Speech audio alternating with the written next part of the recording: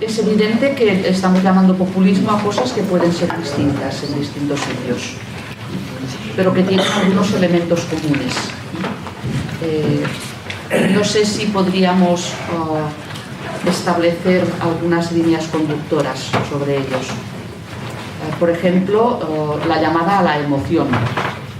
Eso a mí me da la impresión de que todos los que han intervenido, y se ha estado hablando de distintos países, lugares, etcétera, siempre hay un elemento emocional en todo ello, que puede ser una identidad, que puede ser el odio al extranjero, pero todo esto planteado no desde un punto de vista de un análisis racional, sino de provocar un sentimiento de. Y creo que ahí hay un hilo conductor en todo ello. Otro hilo conductor que me ha parecido bastante evidente es la falta de respeto al rigor en todos los populismos. Es decir, no resisten un análisis racional de fondo. ¿Por qué? Pues porque, como ya se plantean siempre sobre el terreno emocional, el rigor no tiene por qué, no es un elemento que lo precisen. Y esa falta de rigor es lo que conduce a esta otra cosa que ha ido saliendo continuamente, de qué estamos hablando, cómo estamos utilizando los conceptos, por qué el lenguaje plantea tantas contradicciones y tantos problemas. Pues es eso, ¿por qué se le llama democracia a lo que no tiene nada de democrático? ¿Por qué se quiere enfrentar democracia con la ley? Es decir, hay una falta de rigor en el concepto, en el análisis, que llega a destruir, y me parece que esto también es algo bastante común en todos los populismos, aunque algunos se aprovechan de ello. Aquí creo que es ambivalente. Por una parte, quieren destruir todo lo que son las reglas de procedimiento. El populismo no es procedimental. Las reglas de procedimiento, que es lo que nos ha dado de alguna manera un cierto orden como sociedad y como democracia. Democracia es procedimiento. Sin el ritual democrático los resultados no sirven para nada, sin todas las garantías, etcétera, etcétera. Entonces, claro, el populismo prescinde del procedimiento. En todo caso, tiene una lógica interna para llegar a un fin que la pueden entender como procedimental. Pero esas reglas que pueden existir, y sobre todo la destrucción del derecho, es decir, el populismo nos lleva un poco a lo que yo llamo el Far West. Si estamos basándonos en las emociones, pues ¿para qué queremos tener otro tipo de criterios de comportamiento? Y todo esto, ¿por qué tiene éxito? Que es otra de las cosas que también me preocupan con los populismos. ¿Por qué los populismos llegan a calar? Y aquí algunas veces ha ido saliendo, pero no se ha explicitado y analizado cuál es el papel del cuarto poder, de los medios de comunicación, en la consolidación del mensaje del populismo. No sé ya del populismo, pero sí del mensaje del populismo. Es decir, ¿por qué se acuñan determinados conceptos que se repiten en las televisiones, se repiten en los periódicos, se repiten en las radios continuamente? Y eso al final, pues bueno, esas técnicas de propaganda, ¿no?, de que si repites 20 veces una mentira, al final parece que llegue a ser verdad, pues cala, y la gente se lo cree. Y te dicen que lo más democrático es ir votando por las esquinas en cualquier momento, cualquier cosa. ¿Por qué? Pues porque ¿qué hay nada más democrático que votar?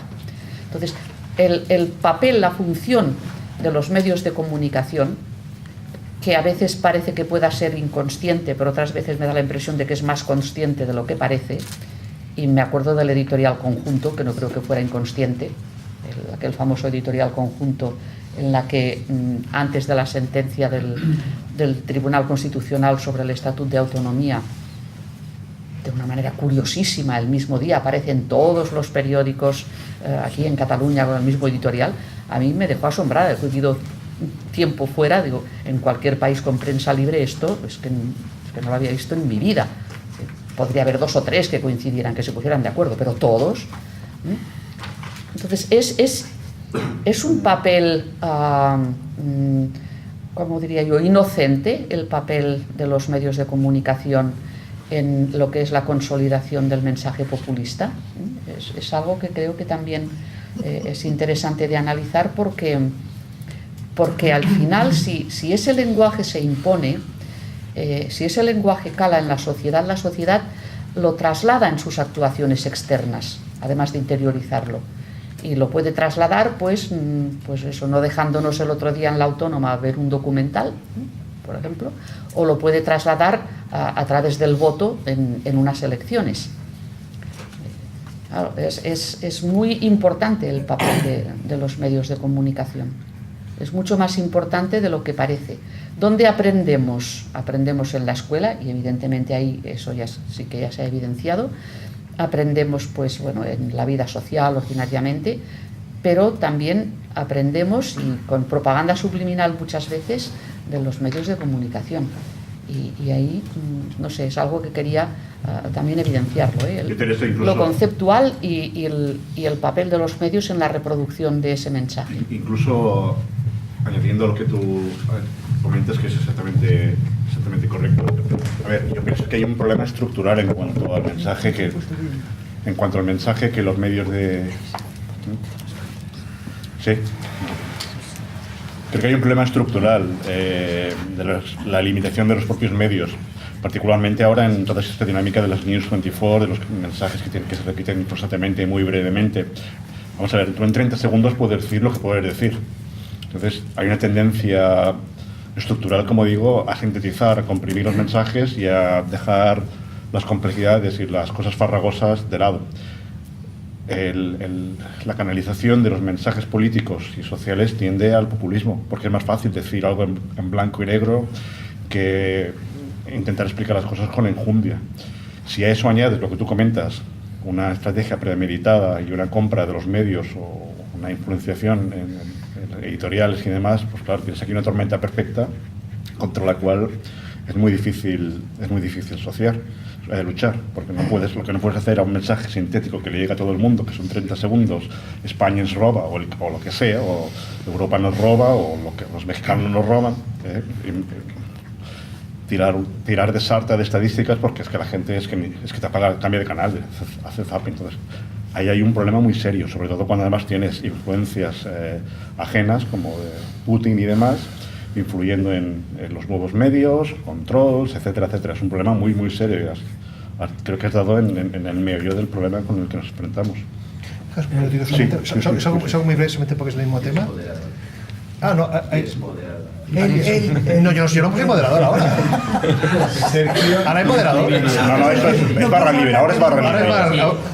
Bueno, hago un comentario antes que me toque moderar y luego ya lo paso.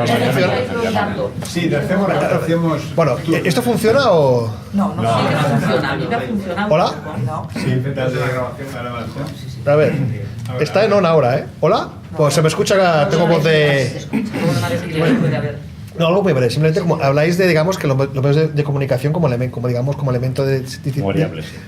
Pero es que no solamente es eso, es que aparte, en el caso de Cataluña es un movimiento simplemente de movilización. El éxito del 1.800.000, 700.000 o 600.000 de todas las vías catalanas habidas así por haber, no es porque desde los medios de comunicación se hayan lanzado un mensaje sintético de 30... No, es que se han montado esas manifestaciones, por ejemplo, desde TV3. 3 meses antes, ya se hablaban de lo que había que hacer, lo que no había que hacer, dónde ponerse. 15 días antes ya te decían cómo se montaba cada tramo. O sea, desde los mismos medios públicos y privados, pero sobre todo los públicos, ya digamos, se encauzaba la gente hacia lo que tenía que hacer. No solamente el mensaje, sino ya a efectos organizativos. Entonces, por lo tanto, que si los medios de comunicación son claves, no es que sean claves, es que en el caso de Cataluña han sido el principal campo de batalla. Es que han sido el campo de batalla. A partir de esos medios que controlan, han creado, porque la escuela habrá creado un caldo de cultivo para llegar hasta donde estamos. Pero esta eclosión ha sido básicamente porque se dominan los medios que han servido de elemento organizativo, que es lo que preocupa. Porque ya, bueno, a fin de cuentas, si fuera un tema de consignas, pues cada sector tiene las suyas, tiene sus medios. No, es que se han utilizado de una manera tan brutal, que de tal manera que TV3 montaba manifestaciones, pero cuando se dice que los unionistas tenemos Antena 3, Telecinco, unionistas por simplificar, Televisión Española, El Mundo, el ABC, El País, que los tenemos todos, desde esos medios no se convocan manifestaciones ni se apoyan movilizaciones como se han hecho en el caso de los medios que ellos controlan. Ni se habla de estas cuestiones. Ni se habla exactamente. Bueno, hacemos ronda, hemos dicho, ¿no? Sí, una ronda. Pues cada todo el mundo. Ya manos levantadas. Pues mira, Clemente, no, yo Diferentes, ya está. Una pila. ¿Funciona? Si Es cambia la cuestión de pila, pila. yo creo que Es cuestión de ya pila. está, se agota rápido.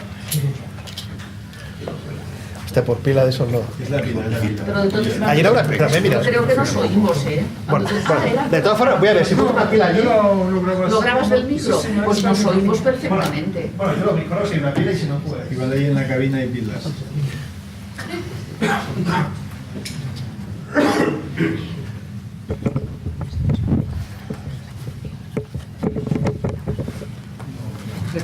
Pues venga, Clemente. Sí. Bueno, yo quería, al hilo de lo que acaba de comentar Teresa, ella ha hablado de falta de respeto a la verdad o falta de rigor. Yo creo que esta mañana también he tratado de trasladar ese mensaje. La mayoría de los populismos, al menos desde mi óptica, que es, yo he hablado sobre populismo económico, no he hablado como esta tarde sobre populismo, he hablado sobre populismo económico.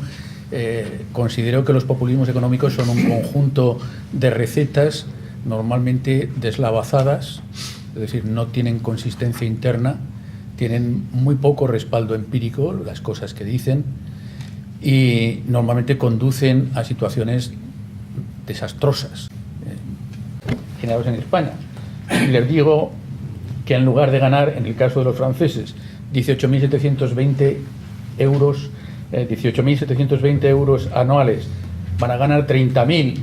El programa no especifica en cuánto tiempo, pero yo les digo que van a ganar 30.000, diablos, se me apuntan unos cuantos millones de pensionistas. Entonces yo creo que en parte el éxito consiste en que entonces una serie de propuestas absolutamente gratuitas, que normalmente no llevarían a ningún sitio, porque como decíamos también esta mañana, una vez que Syriza llega al poder, a los 6 meses tiene que echar al arquitecto intelectual de todo el programa económico. Pues yo creo que esto, de algún modo, pues es parte el éxito. Quería aprovechar también para decir algo en favor de los argumentos que aquí algunos han llamado economicistas, yo llamaría económicos, que explican por qué estos movimientos han tenido éxito en los países desarrollados. Alguien, no me acuerdo quién ha sido tú, ha dado unos cuantos datos aislados. A mí el que me digas que en estos momentos la tasa de paro en Estados Unidos es del 4,6% no me resuelve el problema. Lo importante aquí estaríamos hablando de cómo se reparte el Producto Interior Bruto. Yo te diría que desde el año 2007 hasta la actualidad el Producto Interior Bruto ha crecido muy por debajo del crecimiento que llaman potencial los economistas, que el empleo, a pesar de la recuperación que ha habido, está muy por debajo de lo que economistas como Larry Summers consideran que es el empleo potencial, y por lo tanto hay un problema. Y sobre todo hay un problema de que no ya solo en los últimos años, sino desde más atrás se ha producido una redistribución de la riqueza muy importante, de la renta, de la parte que llamamos remuneración de asalariados a la parte que llamamos excedente bruto de explotación. Entonces, esa de redistribución de la renta en favor de las rentas no salariales está afectando a la capacidad de compra de los asalariados. Y todo esto, yo le añadiría otro componente más, y es que hasta hace unos años la gente tenía la idea de que uno empezaba por abajo y poco a poco, con trabajo y con esfuerzo, iba ascendiendo por la escala social, por la escalera. Hoy día yo creo que eso se ha perdido. Hoy día puede ser que llegues a Silicon Valley y que te contrate Apple, como decía alguien, y te paguen 100.000 o 200.000 dólares al año, o puede ser sencillamente que te quedes con trabajos temporales, pasando de unos contratos a otros, etcétera, etcétera. Más cosas que quería comentar. Creo que la respuesta lo he mencionado en algún momento. No es mi función, pero es que muchos y Sí. si no se nos van a dar las tantas. Bueno, ya. Es que piensa en toda la rueda. Sí, que sí. Bueno, que yo he estado escuchando ahora una hora. Ya, bueno, antes también has hablado, pero bueno. No, pero es que el coloquio lo hemos dejado por ahora. esta Vale. mañana. No sé qué decir, pero muchas gracias. Rebobina. Iba a decir, sí, que ha habido, yo creo, por parte de los gobiernos de los países que han sufrido la gran recesión, que han sufrido la crisis financiera, etcétera, respuestas poco inteligentes que en muchos casos podrían no haber sido tan costosas. Y yo más de una vez, esto lo he publicado en artículos de periódico, dando algún consejo al gobierno que, por supuesto, no me ha hecho mucho caso. Alguien ha mencionado también el ascenso de la señora Colau. Bien, yo creo que con una política medianamente inteligente, la señora Colau no habría llegado alcaldesa de Barcelona. ¿Y por qué digo esto? Porque si tú te das cuenta de que la situación de paro que se ha generado en España está produciendo tanto daño en determinadas clases de la sociedad o en determinados grupos con menos recursos de la sociedad, un gobierno inteligente reacciona y hace algunas políticas para aliviar esas situaciones. No resulta sensato pues que en cada telediario te salga una señora de 90 años que te digan que la están desahuciando.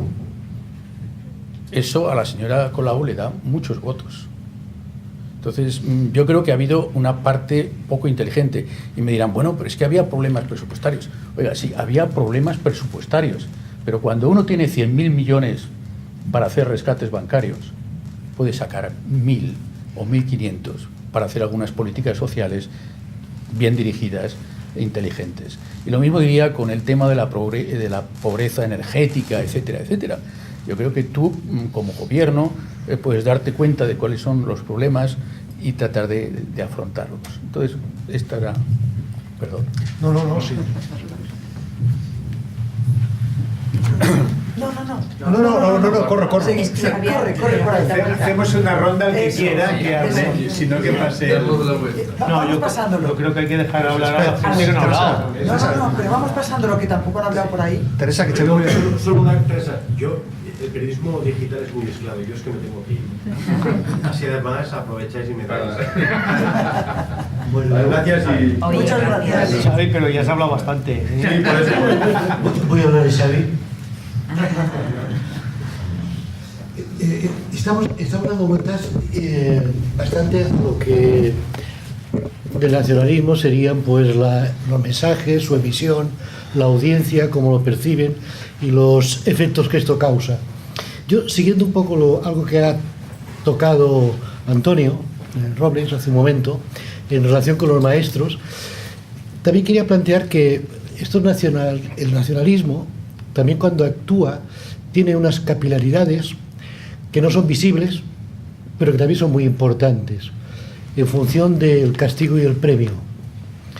Por ejemplo, nos sale, y es claro, que durante estos años ha habido listas negras que han afectado a profesionales, que han afectado a gente del mundo de la cultura, sean cantantes, sean escritores, sean productores, que ha habido empresas que por trabajar, digamos, con otros ámbitos de la administración han sido castigadas. De esto yo podría hablar en términos personales. Que esto forma parte también de esa capa que no se ve, pero que crea algo importantísimo para hacer mensajes hegemónicos, que es el miedo. Empresas que, por ejemplo, que tenían deudas con la administración y que por ley podían reclamar estas deudas y cobrar intereses, no les hicieron ningún caso. Reclamando, tenían toda razón, no lo hacían. Retrasos de pagos y gente que ha desaparecido y que lo ha padecido tremendamente. Creo que es un elemento que no aparece, que muchas veces nos olvidamos, pero que tiene muchísima fuerza porque sería como un clientelismo negativo el tema. Y luego, para acabar y para extender un poco, quería una cosa muy rápida, personal, que me afecta mucho y quería decir. Yo tengo antecedentes vascos. Soy hijo de gallega y berciano. Nací en Barcelona, soy catalán, y me casé con una mujer de Madrid. Yo podría denunciar a los nacionalistas por acoso mental innecesario. Sí.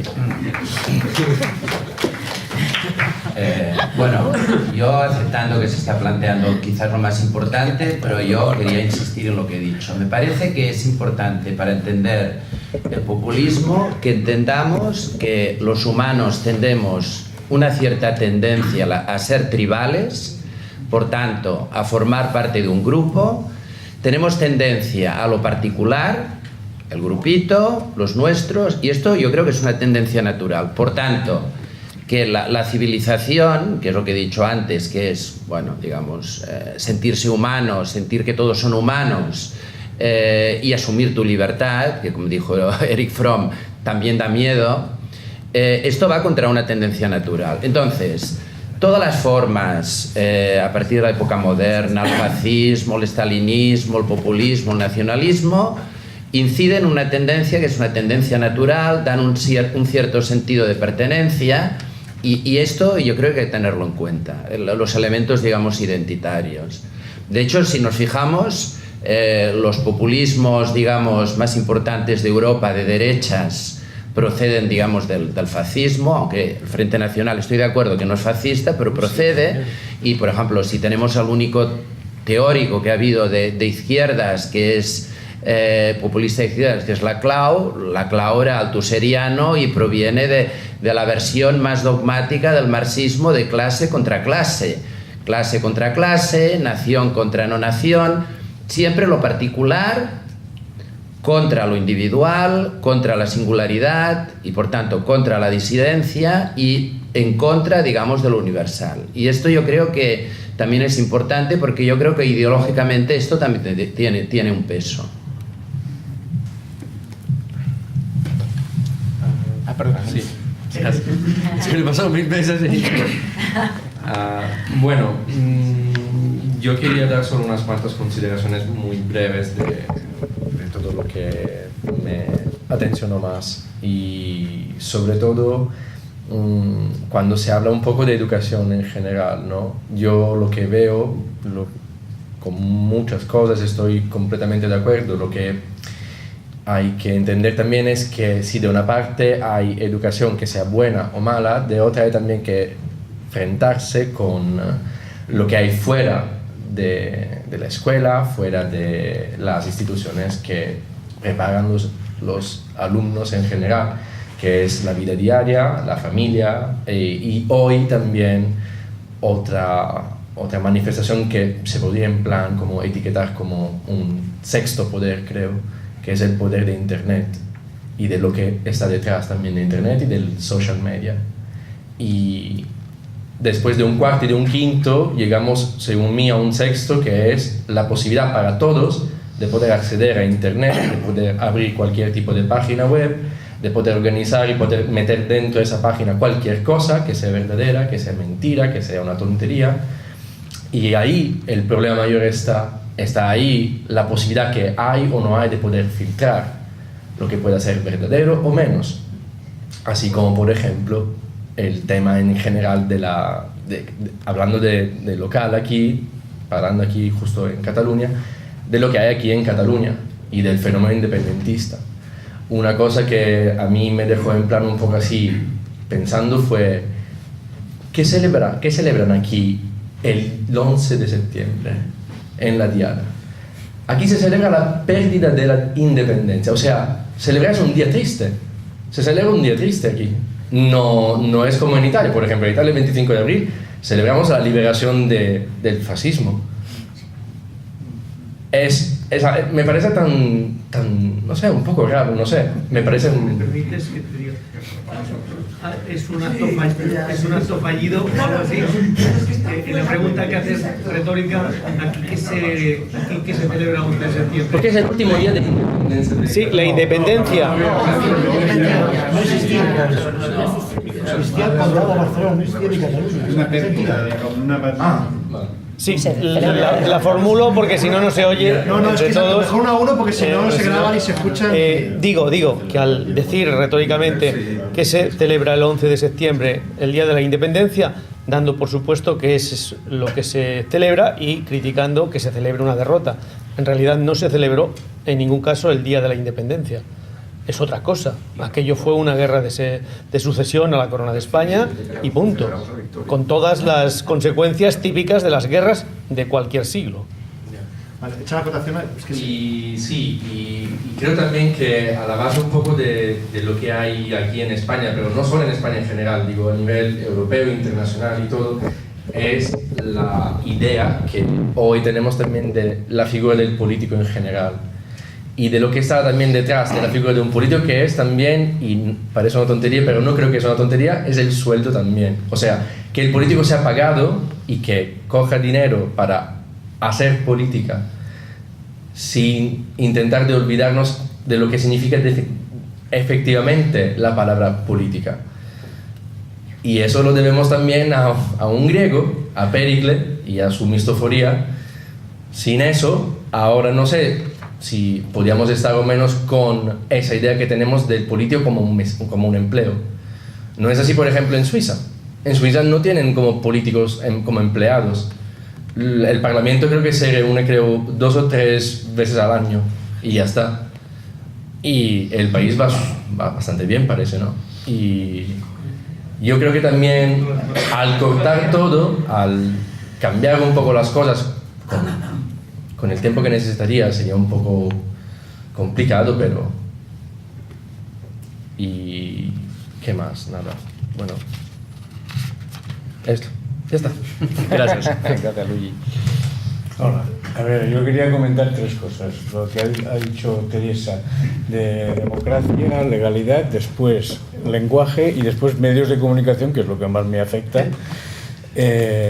Sobre lo que has dicho de democracia y legalidad, yo creo que ¿por qué ellos hablan de democracia y no de legalidad? Porque todavía afortunadamente hay palabras que tienen una connotación positiva, como es la democracia, porque el independentismo no puede decir que van a violar la legalidad. Evidentemente no hay democracia sin legalidad, pero los únicos que se atreven a decir que van a violar la legalidad son la CUP, porque el soberanismo o el independentismo establecido lo que hace es enmascarar, oponer democracia a legalidad precisamente para no reconocer lo que están haciendo.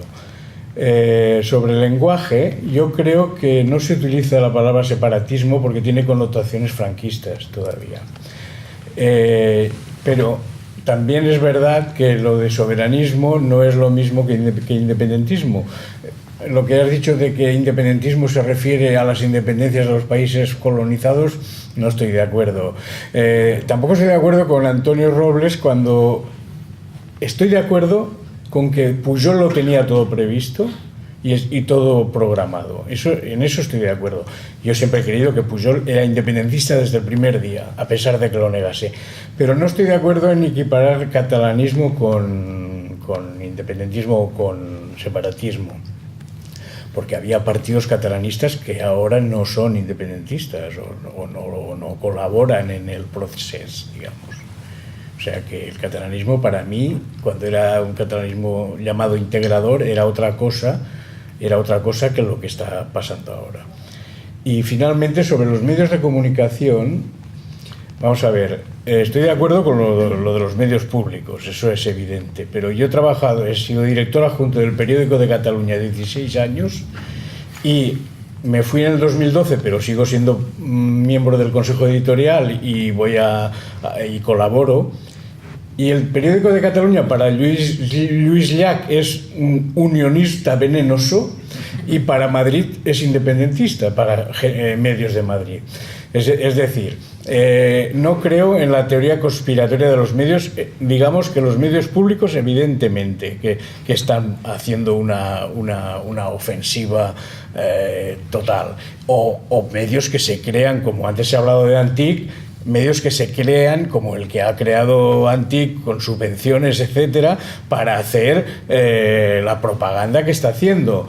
Pero los medios privados, que también reciben subvenciones, evidentemente, no digo que sean libres totalmente, pero yo no creo que estén colaborando en el procés, digamos, sino que hay matices y no hay un gabinete que se reúne cada día para conspirar y decir según qué cosas, sino pues que hay una línea editorial que unas veces es más clara y otras veces menos. Yo creo que el periódico, por ejemplo, estuvo, como diríamos, hasta hace un par de años estuvo flirteando con el establishment, digamos, pero luego dio un giro y ahora es mucho más... yo rechazo la palabra unionismo, porque yo creo que yo no soy unionista, yo creo en lo que hay, pero no tengo por qué ser unionista de una cosa que ya está unida. O sea, que rechazo el término de unionismo.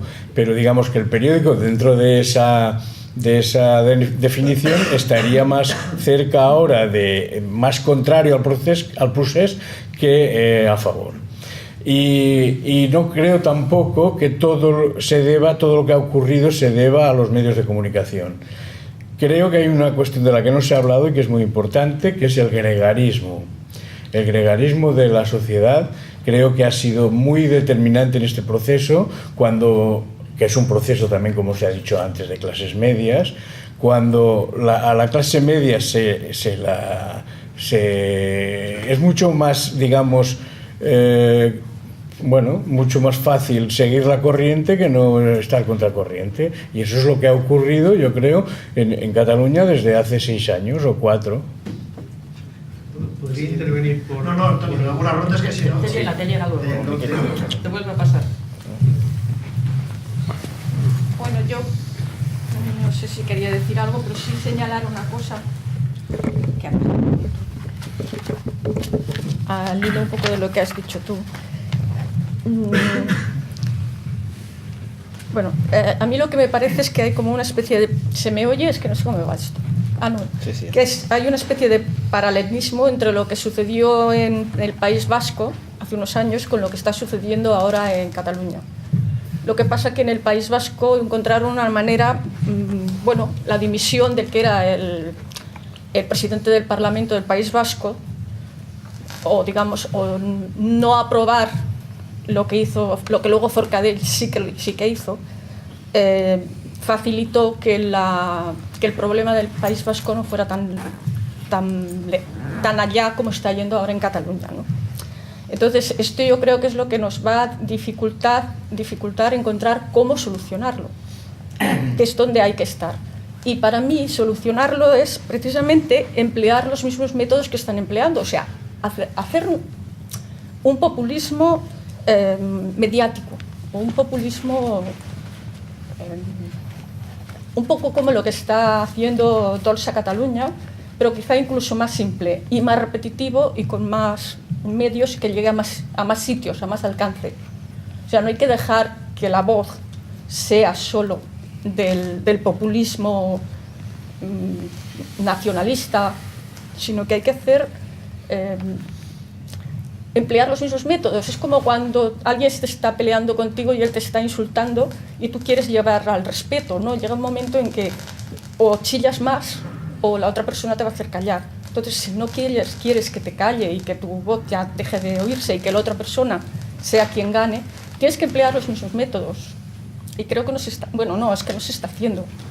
Y métodos hay, porque está la televisión catalana en Cataluña, hay la televisión española en Cataluña, que algo tendrá que hacer. Y luego cuando se hace un artículo por parte de personas como Teresa, tiene poca difusión. O sea, hay que difundirlo más, hay que llegar a más gente. Creo que es que no se están haciendo bien las cosas, que hay que hacer más marketing desde el lado constitucional. Es todo.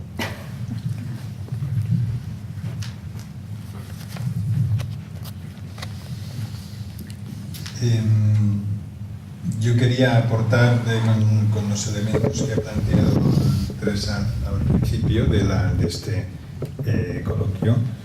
El tema de la democracia, etcétera, y también yo creo que las redes sociales tienen un papel muy importante a la hora de fijar elementos, aunque no sean verdad, y que la gente los compre. Es decir, a la gente llega un momento que parece que le da igual que sea importante, que sea verdad o no. El hecho de que se publique ya le da categoría de verdad. Tanto las redes sociales es difícil combatir eso, pero ocurre. Por lo tanto, entramos en una dinámica de que la posverdad, ¿no? Que le están hablando cómo se corrige esto, decir mentiras todos y a ver quién la dice más grande, ¿no?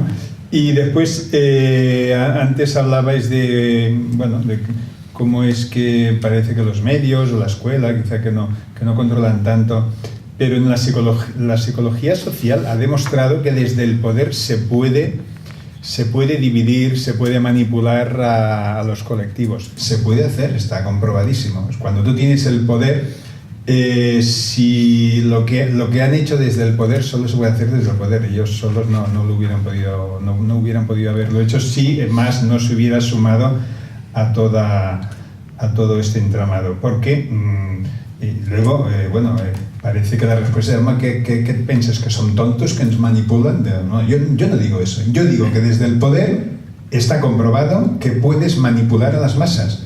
Y esto se hace, desde la psicología social está comprobadísimo. Tengámoslo en cuenta porque aquí se ha hecho.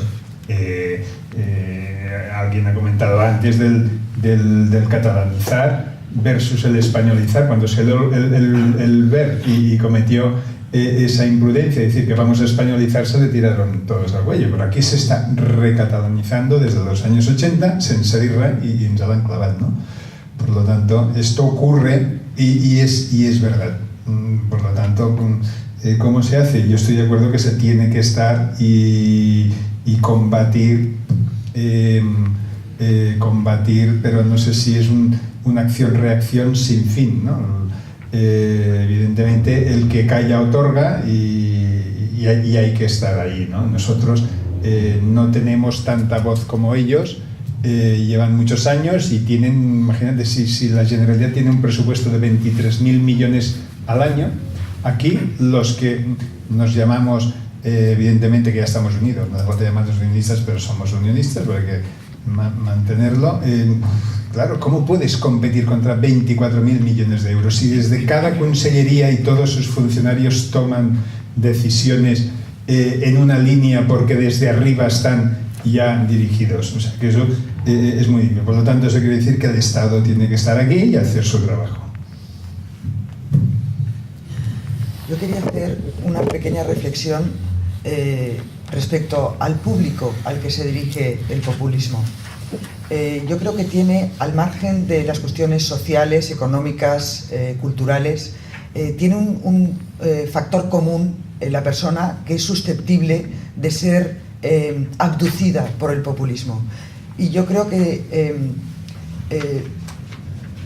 yo los dividiría teniendo una cosa en común, los dividiría en dos partes. Unas que son las personas que están en una situación de necesidad o de descontento, sobre todo económico, sobre todo social, y luego hay otras que son personas que están en descontento personal, subjetivo, psicológico. Y yo creo que eso es lo único que da explicación a que personas de muchísima cultura, de mucha inteligencia, profesores de universidad, gente preparada, y que para mucha gente podría ser considerada gente de éxito, son susceptibles de ser abducidos por este populismo porque ellos, respecto a su propio imaginario, son fracasados. O sea, son gente que están descontentas consigo misma. Entonces yo creo que el populismo se ceba en la gente que, descontenta con su propia vida, se hace víctima y por tanto no libre de su propio, no constructora y no libre de su propio destino.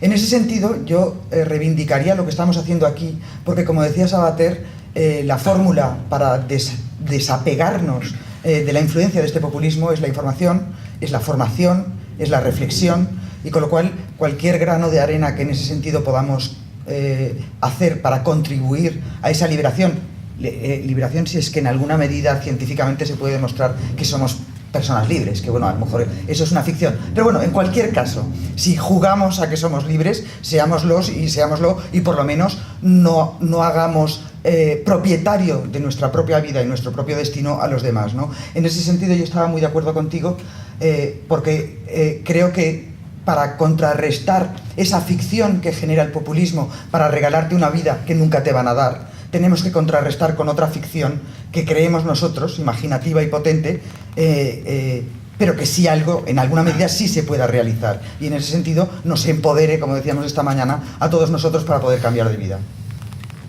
Un reto, que nos supone a todos un reto, pero posiblemente a vosotros, como que tenéis la responsabilidad de retejer el entramado social, que ahora mismo es muy monocolor y que tiene que ser más parecido a uno de estos edredones portugueses con múltiples parches, que es diferente, es confuso, no está prefabricado y es rico. Es que creo que Cataluña como sociedad es un entorno conformista. Aquí hay una pulsión, creo, general por cumplir. Hay una figura psicológica que no recuerdo exactamente cómo se llama, pero que es como cumplimiento, es decir, adaptarte a lo que el rebaño, por así decirlo, en términos de descalificación, manda o rige.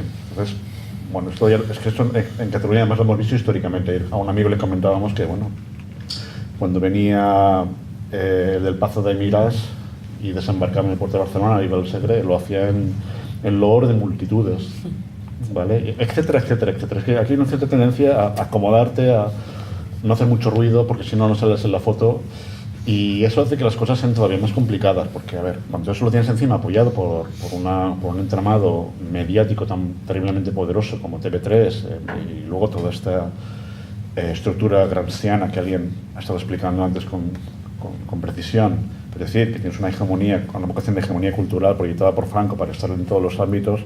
Bueno, pues aquí es que no se mueve nadie. Es que lo de la mayoría no es que haya una mayoría silenciosa, es que hay una mayoría apática o seguidista, y que a lo que haga falta. Entonces, bueno, tenéis un reto notable. Sí que hay que crear narrativas alternativas, pero también hay que motivar a la gente. Entonces, a ver, ¿cómo se hace eso? Tú decías, mensaje, populismo homeopático, de tipo crónica global y, Dolç Catalunya y demás, neuromarketing. Sí, esto ayudará, pero el reto es ingente porque es un tema sociológico. Esta es una sociedad conformista, que ya le va bien. Si le moleste mucho, pues ya les va bien.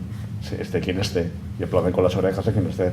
Recordad que aquí las mayorías del PSOE las ganaba en la área metropolitana con la gente de la fiesta de la Rosa. Esto no hace tanto, es que no estamos hablando del Pleistoceno. O sea que es un tema muy complicado que requiere una tarea muy inteligente.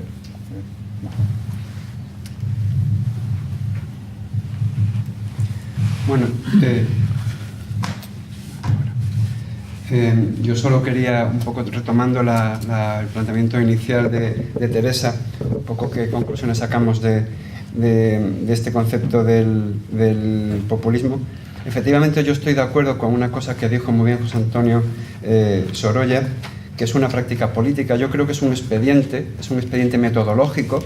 No, el contenido puede ser de diverso tipo, es decir, es una práctica o un método al servicio de distintos contenidos, pero que se caracteriza por este procedimiento se caracteriza por dos características: falta de rigor, en general una depauperación de los conceptos políticos. No solamente es falta de rigor, es un empobrecimiento, una simplificación de los conceptos políticos y su sustitución, evidentemente, por mensajes sencillos y también, como tú has dicho, apoyándose en el gregarismo.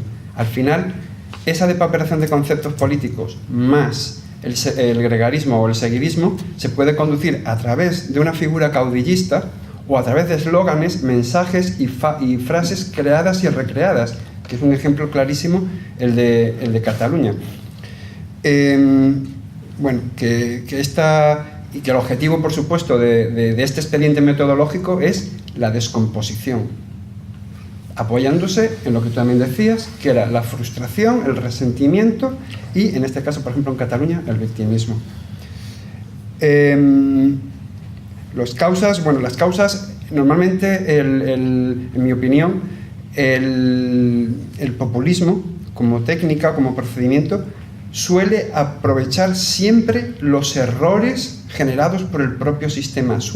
Es como un parásito, es decir, anida ahí donde puede hacer daño. Ocurrió en el periodo de entreguerras y ha ocurrido aquí en España. Bueno, no me voy a extender ahora, pero bueno, desde una falta de pedagogía política de las instituciones, desde el propio sistema partitocrático y finalmente como desencadenante la crisis económica.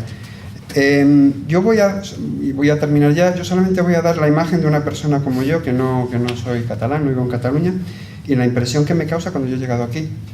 He escuchado hablar de cosas que son comunes en el resto de España. Corrupción, contratación, listas negras en la contratación, pero después he escuchado, yo he estado 20 años en Andalucía, en pleno auge felipista, y he estado otros 20 años en Asturias, feudo socialista. Yo jamás, y tengo familia docente, mi padre es profesor de filosofía, también de enseñanza media, de lo que antes era enseñanza media, yo jamás he escuchado que hubiera problemas de adoctrinamiento, problemas de fobias hacia otros compatriotas, porque aquí el problema no es que haya adoctrinamiento, es que se educa en la hispanofobia, que es peor, en el odio hacia el otro. No he escuchado nunca hablar de comisarios políticos y no he escuchado nunca hablar, bueno, de monolingüismo porque no había problemas de lenguas, pero lo del monolingüismo que se está planteando ahora es escandaloso. No he escuchado nunca generaciones de jóvenes que salgan teledirigidos y como de una fábrica de longanizas, o sea, todo en serie. Yo eso nunca lo he escuchado en ninguna parte de España. Y de verdad que a mí me sorprende que aquí haya tanta gente que no es que sea conformista, es que están encantados de conocerse y de quererse superiores al resto de España, después de lo que yo he escuchado aquí, que me he estado escandalizando. Y después, por último ya, y de verdad que termino, aquí lo he dicho, lo decía en Facebook, aquí hay una batalla en 4 frentes, lo dije una vez en un artículo de Antonio Robles, y me acaba de decir, sin querer, me lo acaba de dar ahora la razón José Antonio. Aquí hay un problema y es que nos están, el populismo catalán, bueno, el separatismo, nos está dando la batalla y nos está ganando en 4 frentes. El de los símbolos. Yo he llegado aquí y menos el hotel en el que me hospedo, que veo las 3 banderas, veo en los sitios estratégicos de Barcelona la bandera estelada, pero puesta, o sea, es que donde quiera que miras, en los puntos estratégicos, como si fuera, bueno, como lo es, una estrategia calculada y prevista, premeditada. En segundo lugar, la guerra del vocabulario. Vamos a ver, José Antonio, estamos aquí discutiendo si nos llamamos unionistas, te lo digo con todo el cariño, que ya sabes que me ha encantado tu intervención, llamándonos unionistas, que no nos atrevemos a llamar. No, yo no soy unionista. Joder, coño, no soy español. No me has entendido. Los separatistas no se llaman. Sí, pero sí. Yo vale. No me considero unionista. Yo soy partidario de lo que hay, pero no tengo que considerarme a ponerme una. Sí, pero yo sé que aquí en Cataluña hay problemas de autodenominación. Sí, pero el unionismo lo han inventado los cátaros, ¿eh? Sí, pero es un concepto que no es simpático, el unionismo. El españolismo, lo mismo. Constitucionalismo, que es lo más aséptico que se puede ser. Bueno, no lo digo en Cataluña, pero en el País Vasco, el ser constitucionalista es un término peyorativo, porque estás identificándote con una actitud rígida e inflexible, de una norma opresora. Es que estamos todavía discutiendo cómo nos podemos denominar, cómo nos podemos calificar. Es que estamos huyendo de las palabras. Eso es una batalla clarísima que han ganado en el campo del vocabulario. Tercer lugar, los medios de comunicación, ya lo habéis dicho bastante. Y cuarto lugar, la ley y el derecho, que nos hemos tirado años y años sin aplicar la ley, sin aplicar el derecho, sin aplicar las sentencias judiciales. Ahora empezamos a meter la patita en esa vertiente. Y nada más, solamente quería hacer esto. Otra ronda, ¿no? Supongo. Y bueno, yo primero te disculpas a Clemente, como has sido el primero, te ha tocado, pero simplemente porque es que al final es para acotar que la gente acote también las intervenciones y la verdad es que ha funcionado. O sea, lo siento si te molesta un poco, pero yo quería decir 2 cosas, también seré muy breve, pero dado que no sé si más se habrá oído de mí, pero bueno, pero lo quiero decir. Igual me estoy metiendo en líos como presidente del grupo Primargal, pero bueno, las cosas hay que empezar a decirlas. Una parte importante de la normalización del independentismo y de su éxito viene no por TV3, porque a fin de cuentas, yo he dicho antes que se han montado las monedas desde los medios públicos, básicamente, desde TV3 y RACU, bueno, TV3, Cataluña Radio, pero claro, los medios privados que ellos también controlan, que siendo muy numerosos, mueven a cierta gente, pero el gran éxito viene cuando los medios transversales, que es La Vanguardia y El Periódico, dan el salto. Y de repente, tú has dicho que han sido, bueno, ha venido a decir como que han estado, digamos, en un lado y en otro. No, han estado en un lado muy claramente. Y El Periódico. Yo te puedo asegurar, que, a ver, desde un punto de vista, ¿cómo explicarlo? De acuerdo, ya sé que el dinero es el dinero, pero cuando te dedicas a vender los álbumes de fotos de la vía catalana, y lo ha hecho El Periódico, no solamente es un tema de dinero, también un cierto cosa de que eso no me molesta mucho. Porque si no, no lanzas el especial a 5,95, a 6,95, lo que costara, y ampliamente publicitado. O sea, hubo cierto momento, y yo guardo las portadas además de esos días, porque yo soy lector del periódico y las guardo, ¿sabes? Hubo cierta dejarse llevar por la euforia. No estoy diciendo que todos los columnistas, porque tu caso es claramente, obviamente, un ejemplar en el tema de que nunca te has dejado llevar, y otros columnistas del periódico que no se han dejado llevar. Estoy de acuerdo de que no todo el periódico se ha dejado llevar, pero la dirección ha hecho algo más que navegar.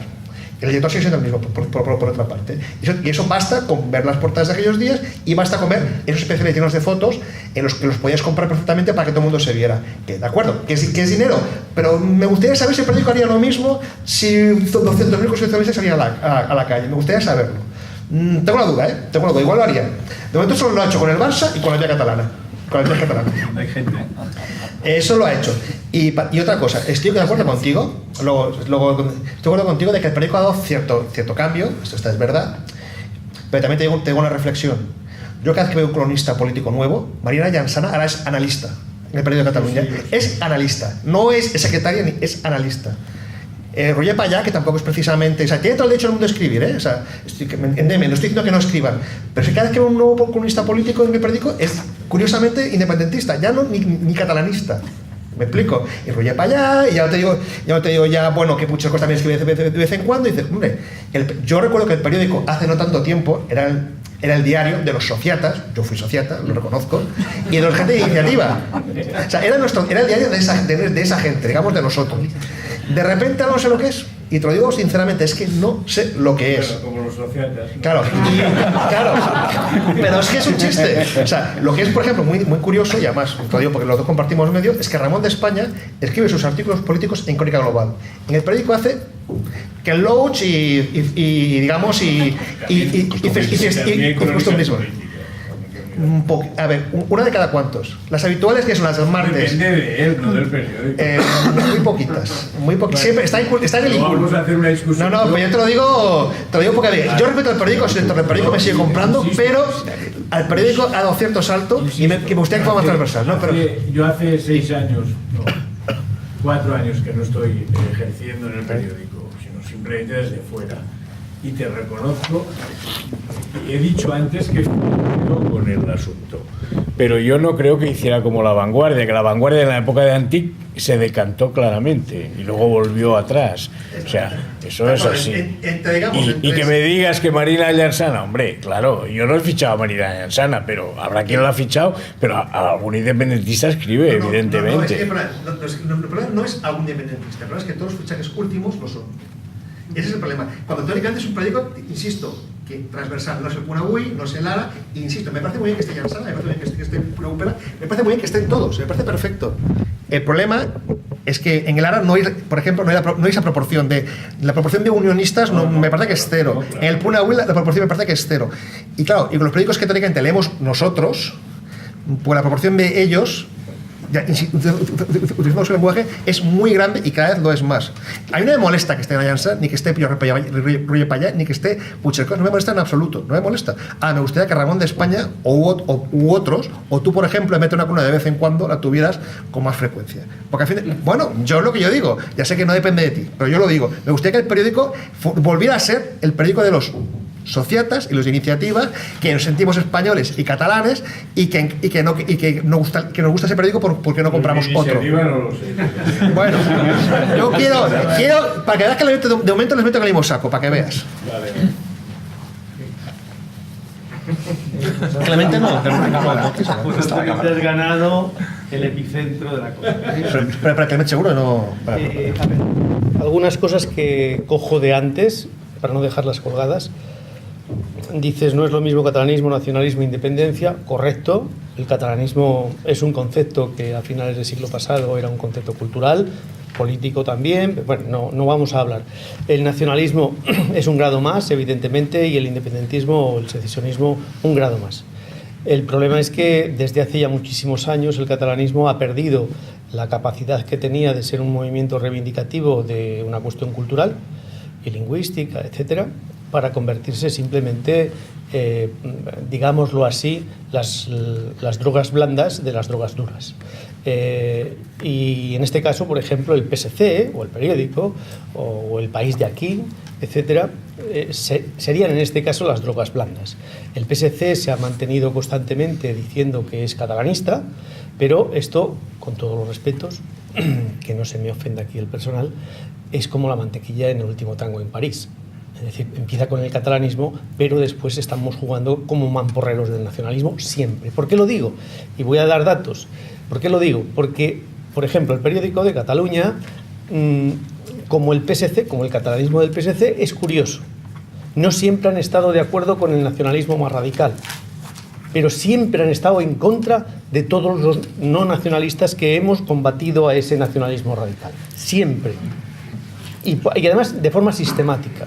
Te cuento una anécdota personal, que no me la han contado, que la he vivido yo.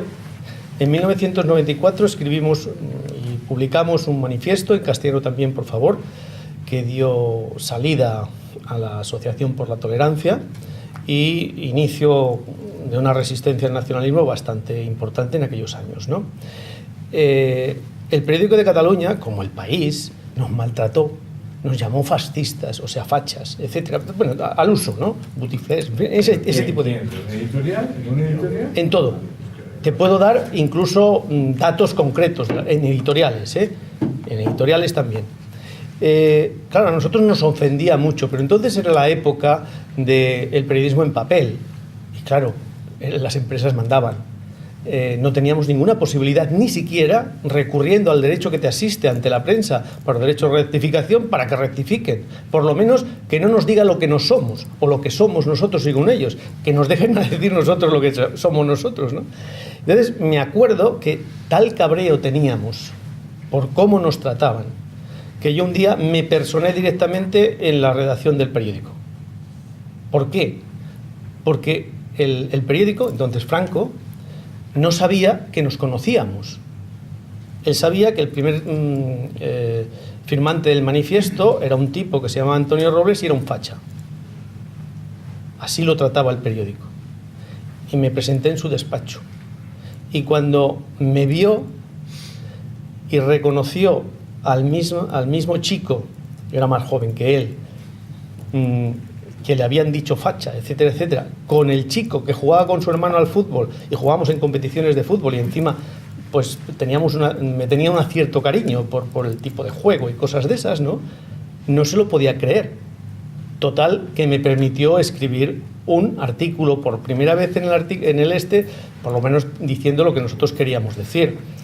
Después me dejó escribir otros hasta el año 2000, que se acabó la cosa porque el Nadal y compañía pues, nos expulsó por completo.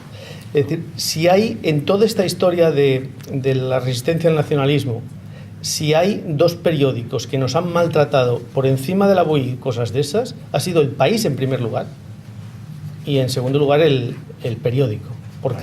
¿Más que la BUI? Sí, más que la BUI. En el ABUI primero sabíamos lo que teníamos. Sí.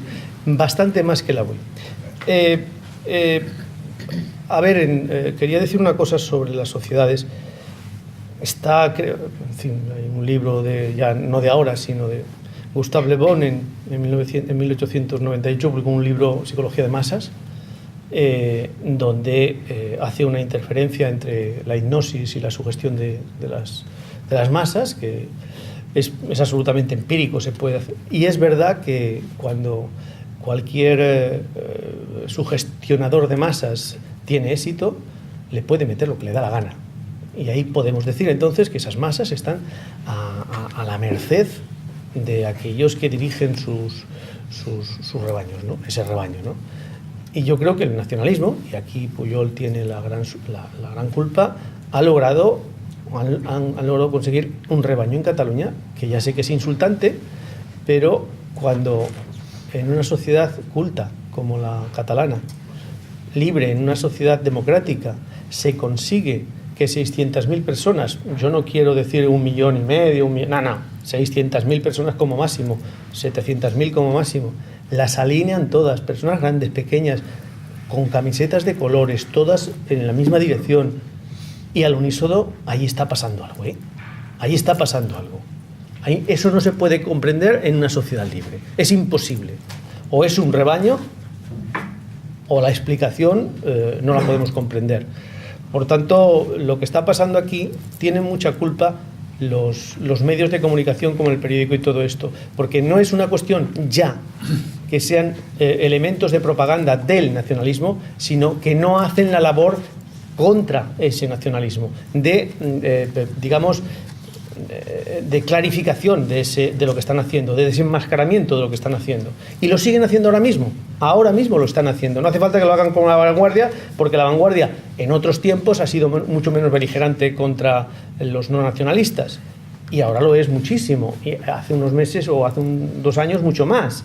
Pero todos los periódicos, tanto los privados como los no privados, El País es un caso paradigmático. El País, cuando sacó su periódico aquí en Cataluña, cambió por completo su línea editorial. Y es curioso que hace 2-3 años se ha aliado de una manera increíble con Ciudadanos. También es curioso que en temas de cuestiones culturales, nacionales y lingüísticas, es curioso que Ciudadanos está cambiando desde que El País le apoya o le inventa las encuestas. Tendríamos que... Sería otro debate. Antonio, ¿puedo recuperar mi turno? Un momento. Recupero mi turno. ¿Recuperas tú? Ya la lié. No, solo un apunte muy breve, porque toda la discusión de los medios está centrando en los grandes medios, en los grandes periódicos, en las televisiones. Yo creo que en estos momentos tiene mucha importancia toda la red capilar que se ha creado.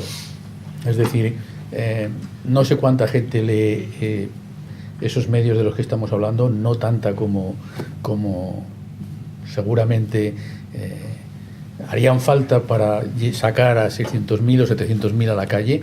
Creo que son muchos menos, y me da la impresión de que es precisamente toda la red de pequeñas emisoras locales, de televisiones locales, de periódicos locales, lo que realmente está, gratuitos muchas veces, lo que realmente está llegando a la gente. Ya digo, seguro que yo vivo en Sant Cugat, seguro que en Sant Cugat se vende algún país, se vende algún periódico y algunos otros periódicos, pero ¿cuánta gente se informa a través del diario de Sant Cugat, de la televisión de Sant Cugat, de la radio de Sant Cugat? ¿Y qué programas están haciendo ahí todos los días? Todos los días. Luego, por otro lado, simplemente apuntar sobre El País. El País es un periódico que efectivamente, como dice Antonio, yo creo que ha cambiado mucho. A mí personalmente, por ejemplo, me sacó toda una página con un titular a toda plana diciendo que yo pedía la intervención del ejército en Cataluña. Después de la presentación de un libro, yo naturalmente polemicé con ellos. Al final no me querían dejar escribir un artículo. Me daban como cosa excepcional 200 palabras en cartas del lector, y les dije que no, que se lo guardaran. Y escribí yo un artículo por mi cuenta que se titulaba Tergiversa, que algo queda. Es decir, el otro día unas cuantas personas que seguimos resistiendo por aquí fuimos a la plaza de San Jaime el día 6 de diciembre a celebrar la Constitución. Bueno, pues lo que aparece como mucho son 5 líneas en las cuales se nos tacha de españolistas, pero no como patriotas españoles o patriotas constitucionalistas, sino simplemente como algo es un poco escoria. Y esto está ocurriendo en estos periódicos. No, si ya hay que acabar ahí, que se acaba. Y ya está. Sí, es que ya no, ya tenemos que cerrar. ¿Me lo pasas un momento? Sí. Es que nos hacen cerrar ya nos hemos pasado no sé cuánto rato de la hora prevista. Simplemente dos cuestiones. Una, dar las gracias a la resistencia numantina que todo este personal que tenemos aquí ha hecho gala durante todo el día. Dos, decir que nuestra intención es, aparte de, como habréis visto, está grabado, poderlo colgar en nuestras páginas web, sobre todo las ponencias o también los debates.